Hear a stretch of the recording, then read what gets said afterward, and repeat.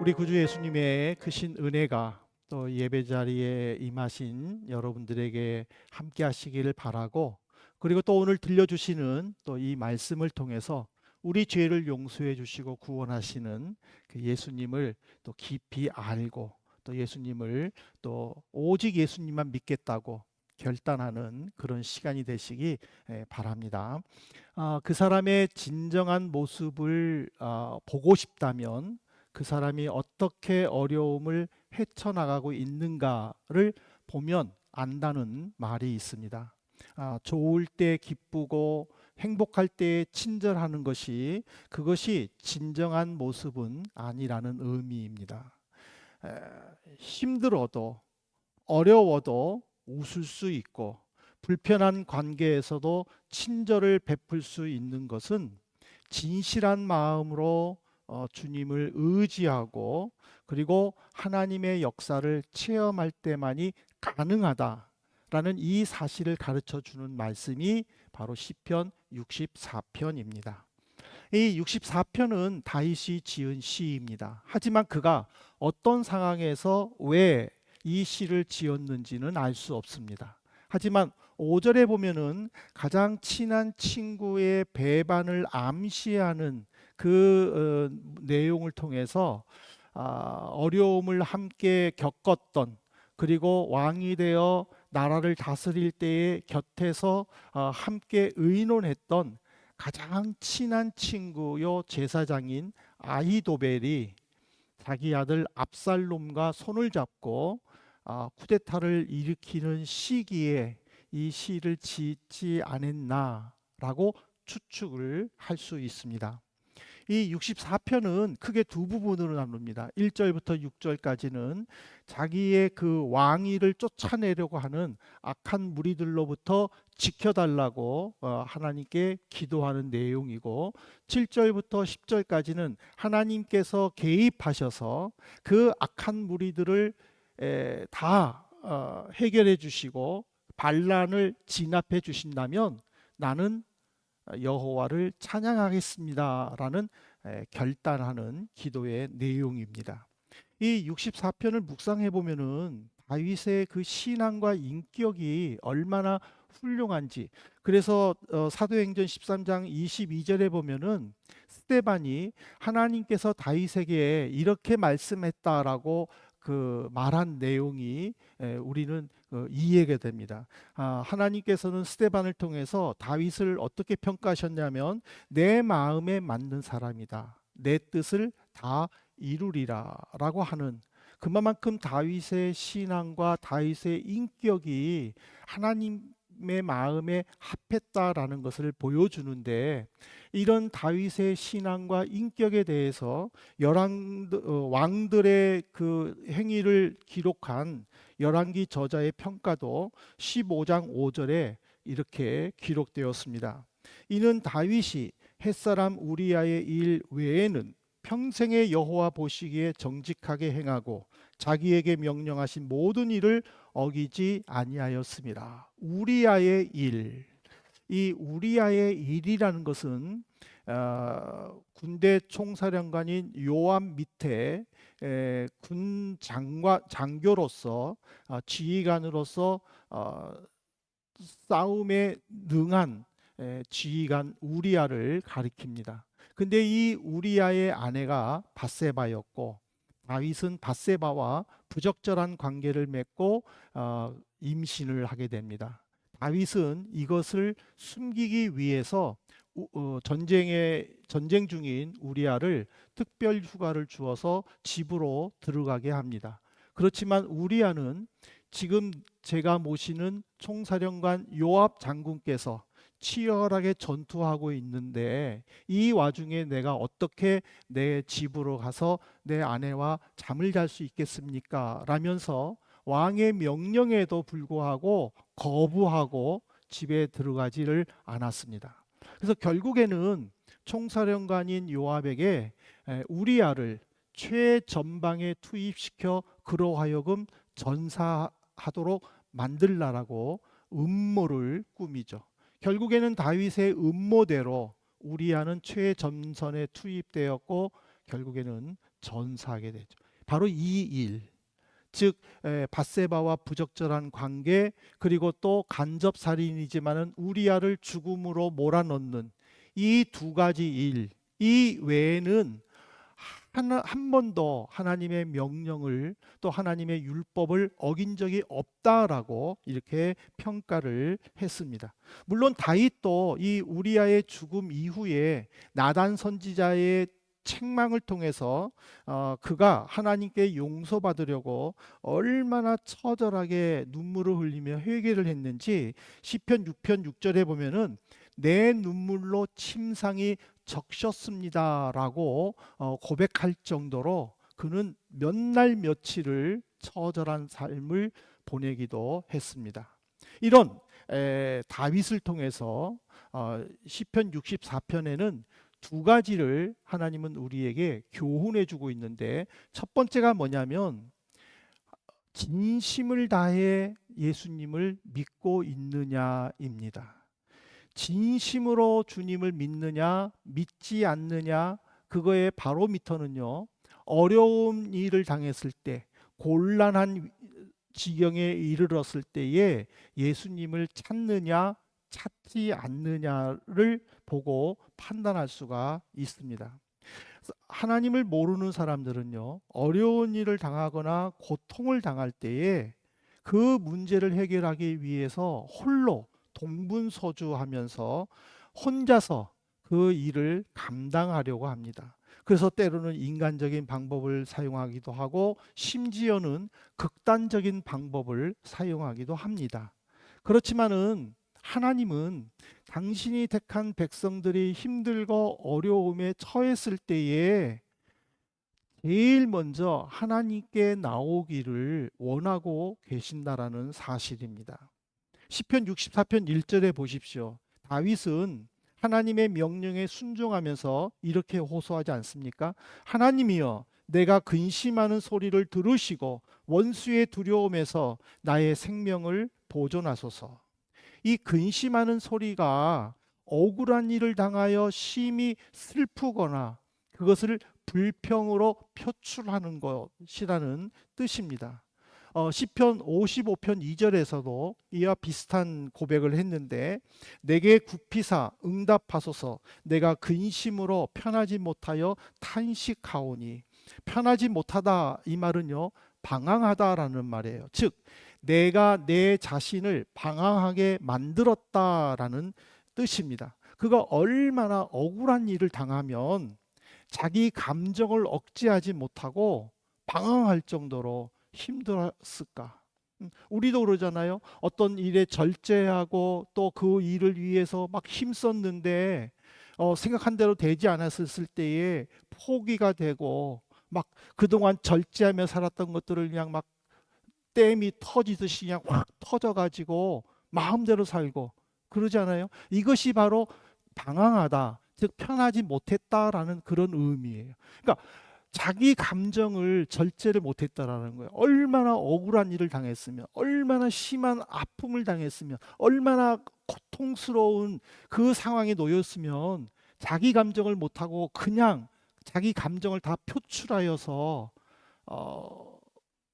막 사느냐라는 거죠. 충분히 우리는요, 그 어려운 일을 당했을 때의 감정을 주체하지 못하고 절제하지 못하고 막 사는 것을 우리는 충분히 이해하지만은, 그럼에도 불구하고 하나님은 제일 먼저 하나님께 나오기를 원하신다라는 거예요.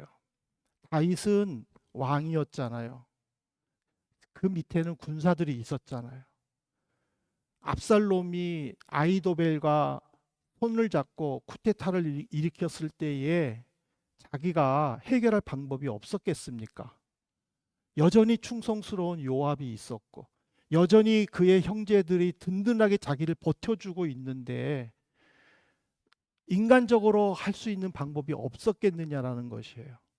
그럼에도 불구하고 그는 먼저 하나님께 나가서 하나님으로부터 이 방법이 해결되는 것을 눈으로 보고 싶어 했다라는 사실이에요. 이런 사람이 또 있습니다. 바로 히스기야 왕입니다.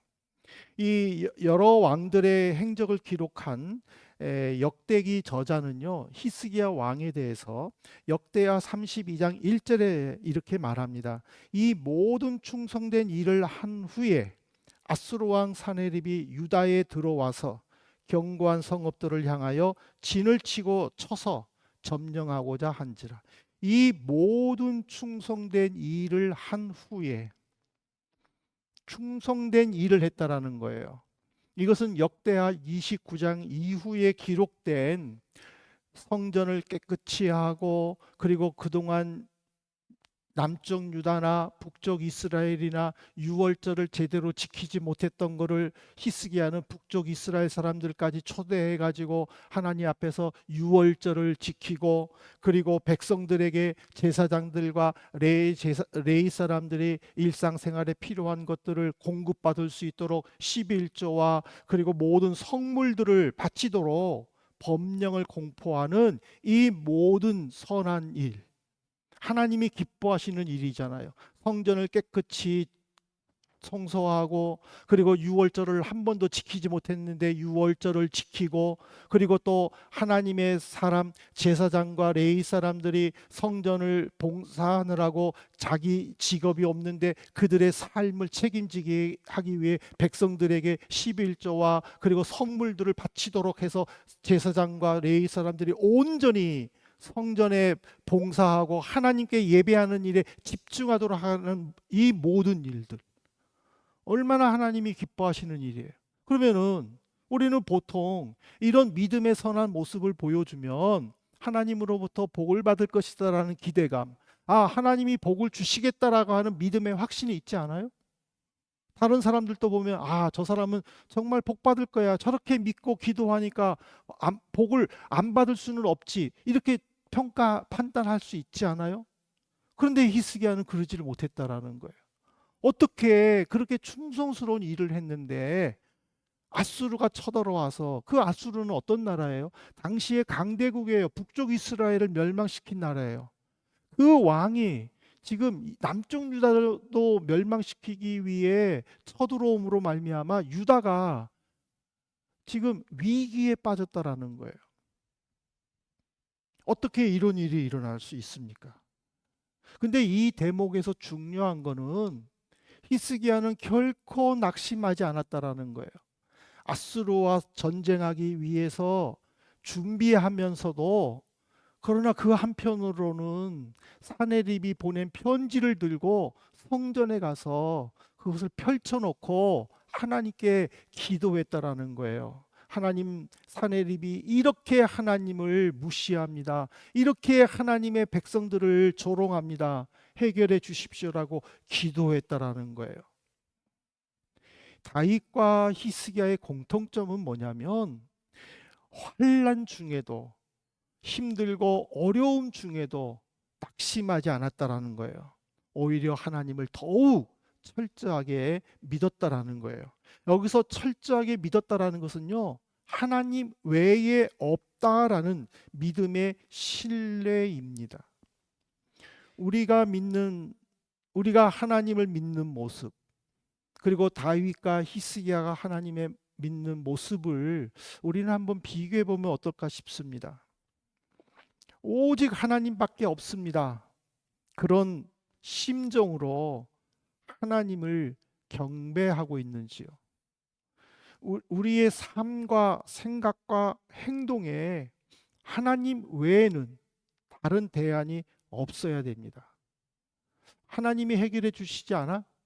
그러면은 이 방법으로 해볼까? 그거는 하나님을 진심으로 믿는 모습이 아니라는 거예요. 한번 들어보실래요? 어렸을 때부터 간질에 걸려서 심히 고생하는 아들을 둔 아버지가 고민 끝에 예수님을 찾아갑니다. 근데 가는 날이 장날이라 예수님은 안 계시고 9명의 제자만 있었습니다. 그래도 이 아버지는 그 제자들에게 내 아들의 질병을 고쳐달라고 애원을 했습니다. 그 9명의 제자들은 예수님이 이 간질 환자를 이렇게 고치셨지라고 생각을 하고 고쳐주려고 애를 쓰는데 고침을 받지를 못한 거예요. 오히려 점점 그 아이의 병은 더 심해만 갔어요. 이제는 아버지도 거의 포기 직전에 다다랐어요. 그때 예수님이 나타나셨어요. 지금 왜 소동이냐? 예수님의 이 한마디에 아버지는 예수님께 가서 이렇게 말합니다. 주여, 내 아이의 병을 고쳐 주십시오. 그런데 못 고쳐도 괜찮습니다. 라는 뉘앙스의 말을 합니다. 여러분들 마가복음 9장의 말씀을 보십시오. 9장 23절입니다. 예수님이 어떻게 말씀하셨습니까? 할 수 있거든이 무슨 말이냐? 믿는 자에게는 능히 하지 못할 일이 없느니라 하고 책망하셨어요. 아버지는 예수님께 뭐 제자들도 못 고쳤는데 뭐 그 스승이야 오죽하게 할까? 뭐 조금 나을 수는 있지만 내 아들의 병은 못 고치는 병일 것이다. 라는 마음으로 예수님께 말했을 때에 예수님이 하신 말씀이에요. 할 수 있거든이 무슨 말이냐? 해달라라는 말이에요. 고쳐달라라는 말이에요. 그때의 그 아버지는요. 24절에 보니까는 내가 믿나이다. 내 믿음 없는 것을 용서해 주십시오.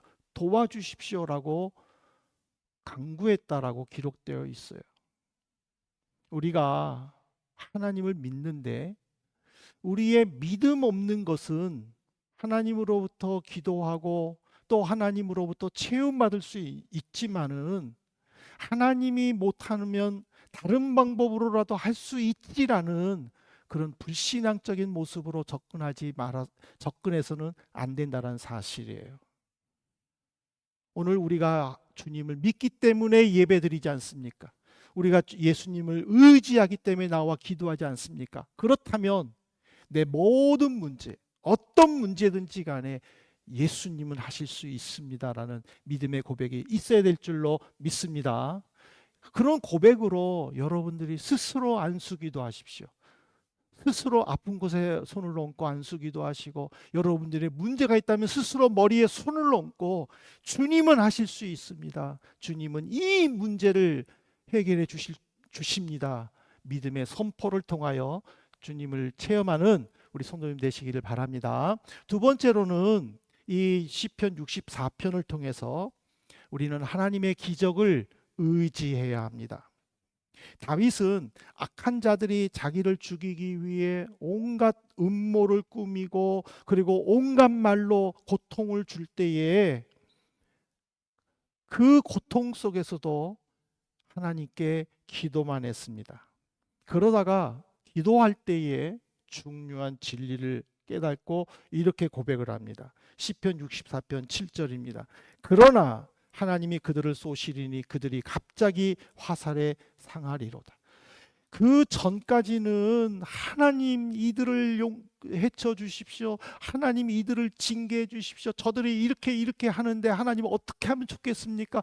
어찌할 줄을 모르고 자기 감정을 억제하지 못하고 절제하지 못하고 하나님 앞에서 불평하면서 기도했었는데 그 기도하다가 진리를 깨닫게 되니까는 그러나라로 자기의 기도가 완전히 180도 바뀌는 기도를 한 거예요. 어떻게 기도했습니까? 하나님이 그들을 쏘시리니 그들이 준비한 화살을 하나님이 사용하시니까는 그 다윗을 향한 화살이 바뀌어서 자기들에게로 쏘임을 당한다라는 거예요. 결국에는 자기들이 다윗을 죽이기 위해 쏜 화살이 돌아가서 자기들에게 맞춰서 자기들에게 죽임을 당할 것이라는 다윗의 경고라는 사실이에요. 그러니까는 우리가 하나님의 기적을 체험하려면은요 기도밖에는 없어요. 기도를 통하여 하나님의 뜻을 깨달는 거예요. 기도를 통하여 하나님이 나로 하여금 왜 이 어려움에 있게 하는가? 나로 하여금 왜 이 문제 속에 있게 하는가? 나에게 왜 이 아픔을 주셨는가? 왜 내 가족에게 이런 고통을 주셨는가? 그거를 깨달을 수 있다라는 거예요. 그 기도를 통하여 하나님의 뜻을 깨달을 때에 비로소 하나님께 올바로 나갈 수 있다라는 것이죠. 성도 여러분들께 한번 여쭤보려고 합니다. 믿음이 뭡니까? 믿음. 믿음은 뭐 여러 가지 말들이 있겠죠. 그러나 믿음은요, 딱 한 가지예요. 히브리서 11장 1절이에요. 믿음은 바라는 것들의 실상이요 보이지 않는 것들의 증거니. 믿음과 바램 같은 의미예요. 아직 손에 잡힌 건 없지만은 이미 잡은 것처럼 믿고 그것을 하나님께 고백하는 게 믿음이에요. 그래서 믿음은요, 보이지 않는 것들이라고 말을 했어요. 바로 미래 지향적이라는 거예요. 기도가 응답됐기 때문에 나는 하나님께 감사합니다. 이게 아니라는 거예요. 기도가 응답되지 않았지만은 나는 지금 이 당장 기도하기 때문에 하나님의 뜻에 응답될 것을 믿는 것. 그래서 그 하나님을 찬양하는 것. 그래서 그 하나님의 영광을 나타내는 것. 그것이 바로 믿음이라는 거예요. 그렇기 때문에 믿음은요, 미래를 내다볼 수 있는 믿음의 능력을 가지는 거예요. 그래서 우리 성도들이 하나님 말씀만을 붙잡고 보이지 않는 미래를 향해 나갈 수 있는 거예요. 내가 무엇을 준비했든 그 준비 과정 속에서 하나님께 기도하고 하나님의 인도하심을 믿는다면은 미래에 이루어진다 할지라도 그것이 지금 당장 이루어질 것을 믿고 선포하며 그대로 나가는 거예요. 어떤 어려움이 있더라도 낙심하지 않는 거예요. 좌절하지 않는 거예요. 포기하지 않는 거예요. 그러니까는 시편 64편 10절에 보면은 다윗이 이런 말을 하잖아요. 마음이 정직한 자는 다 자랑할 것이다. 마음이 정직한 자가 뭐예요? 믿고 하나님께 기도하는 자들이에요. 믿고 하나님께 기도하는 자들은 이미 미래에 이루어질 것을 믿고 있기 때문에 지금 내가 여호와를 자랑하겠다라는 거예요. 다윗이 기도가 응답되어 가지고 쿠데타들을 다 물리치고 난 다음에 내가 여호와를 자랑할 것입니다. 내가 여호와를 찬양할 것입니다. 라고 좀 했습니까? 아니잖아요. 시편 64편은 지금 어려움 속에서 도망가는 속에서 친구가 배반했다는 그 울분 속에서 지금 이 시를 짓잖아요. 그럼에도 불구하고 나는 여호와를 자랑할 것이다라고 말한 것은 나는 지금 이 현실 아픔 속에서 기도했는데 하나님은 반드시 내 기도를 응답해 주실 것이라는 그 믿음의 확신 속에서 미래를 바라보면서 내가 지금 여호와를 자랑한다라고 한 것이지 않습니까? 그것이 아멘 아닙니까? 아멘. 아멘이라는 것은 믿고 기도한 것이 이루어질 줄 믿습니다라는 뜻 아닙니까? 우리는 하나님의 기적을 의지해야 합니다. 이 기적을 내가 진심으로 의지할 때에 어떤 상황 속에 있어도 하나님만 바라보게 되어 있습니다. 왜 그런 줄 아세요? 출애굽기 14장 11절부터 12절에 보십시오. 이스라엘 백성들의 행동을 한번 보세요. 이게 어떤 상황인가? 그들이 또 모세에게 이르되 애굽에 매장지가 없어서 당신이 우리를 이끌어내어 이 광야에서 죽게 하느냐? 어찌하여 당신이 우리를 애굽에서 이끌어내어 우리에게 이같이 하느냐? 우리가 애굽에서 당신에게 이른 말이 이것이 아니냐? 이르기를 우리를 내버려 두라. 우리가 애굽 사람을 섬길 것이라 하지 아니하더냐? 애굽 사람을 섬기는 것이 광야에서 죽는 것보다 낫겠노라. 이게 지금 무슨 상황이에요? 이스라엘 백성들이 애굽에서 430년 동안 고통당했습니다. 그들은 그 고통 속에서 하나님께 부르짖을 때에 하나님은 모세를 통하여 애굽에 10가지 재앙을 내렸습니다. 이스라엘 백성들은 그 10가지 재앙을 다 경험했습니다. 그리고 애굽 사람들이 드디어 항복하고 너희들은 너희 가고 싶은 대로 가라 하고 해방을 해줬습니다. 이제 그들은 나갈 때에 자기를 못 살게 굴었던 그 애굽 사람들에게 온갖 것들을 다 요구합니다. 금은 보화 옷 필요한 것들을 다 가지고 나갑니다.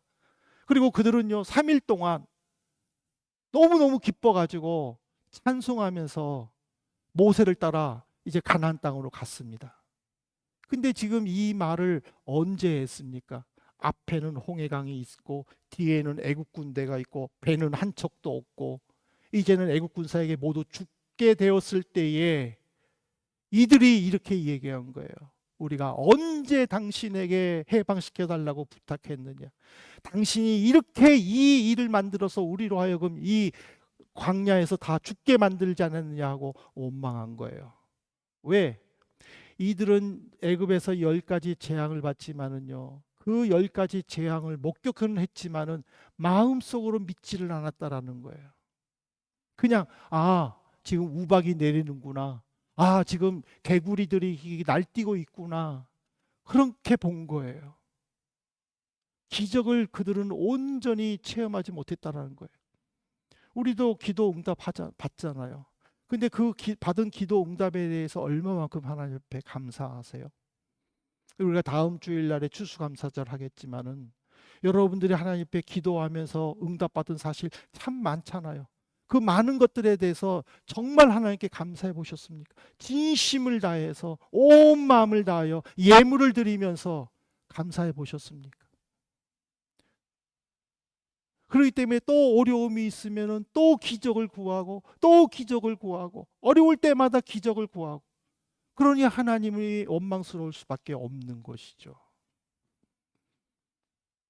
우리는 하나님을 믿는 온전한 마음으로 하나님을 의지하는 온전한 마음으로 하나님의 기적을 체험하는 진실한 마음으로 우리는 그리스도를 의지해야 될 줄로 믿습니다. 이제 말씀을 맺겠습니다. 사랑하는 성도 여러분, 우리는 이 본문을 한번 예수님의 입장에서 한번 묵상해 보면 좋겠습니다. 예수님도요 수많은 환난을 겪었습니다. 심지어 목숨의 위협까지 겪었습니다. 그럼에도 불구하고 예수님은요 한 번도 이스라엘 백성처럼 원망해 보지 않았어요. 백성들은 원망했지만은 예수님은 원망하지 않았다는 뜻이죠. 오히려 어려움을 당하고 핍박을 받았을 때 예수님은 어떻게 반응하셨는지 아십니까? 누가복음 12장 50절입니다. 나는 받을 세례가 있으니 그것이 이루어지기까지 나의 답답함이 어떻게 하겠느냐. 내가 너희들을 위하여 이 땅에 온 목적은 십자가에서 피를 흘림으로 너희 죄를 용서하는 것인데 이것을 이룰 때까지 나는 어떤 고난과 어려움이 있더라도 나는 견뎌내겠다라는 주님의 결단의 모습입니다. 우리는 이 세상을 사는 동안에 수많은 어려움들이 있어요. 마치 수학의 쌓인 곡선처럼 최절정기에 있다가 쇠퇴기에 있다가 최악에 있다가 다시 회복기로 있다가 이런 역사의 반복들이 있다는 거예요. 근데 어느 누구도요 쇠퇴기에서 최악의 상황에 빠졌을 때는요 포기하고 낙심하고 절망하는 게 우리네 인생이라는 거예요. 근데 이 힘들고 어려운 시기에 우리는 이 한 말씀을 붙잡고 위로받으면 좋겠어요.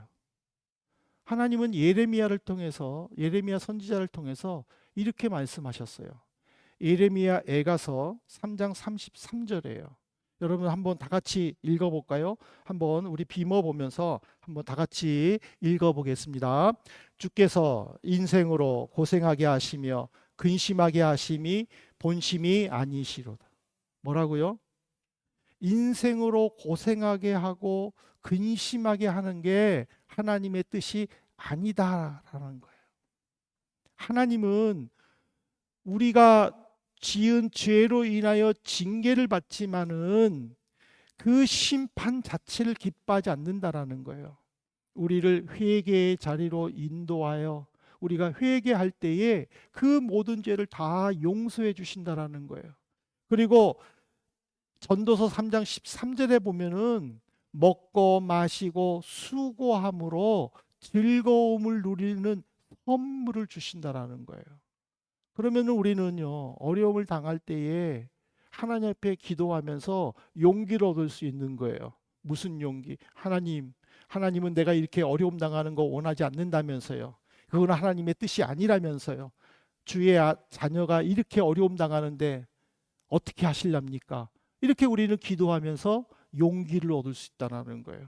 그러다 보면 마음의 평안이 있고 하나님이 주시는 선물들을 우리가 누릴 수 있게 된다라는 뜻입니다. 사랑하는 성도 여러분, 이 한 주간 동안에 여러분들이 어떤 상황에 있든지, 여러분들이 어떤 환경에 있든지, 여러분들이 어떤 과제 속에서 힘들어하고 그것을 헤쳐나갈 때에 어려움이 있든지 이 말씀을 꼭 붙잡고 기도하시기를 바랍니다. 그래서 하나님이 주시는 그 기적을 체험하여 하나님의 영광을 나타내고 다윗처럼 여호와를 평생토록 찬송하는 우리 귀한 성도들 되시기를 주님의 이름으로 축복합니다.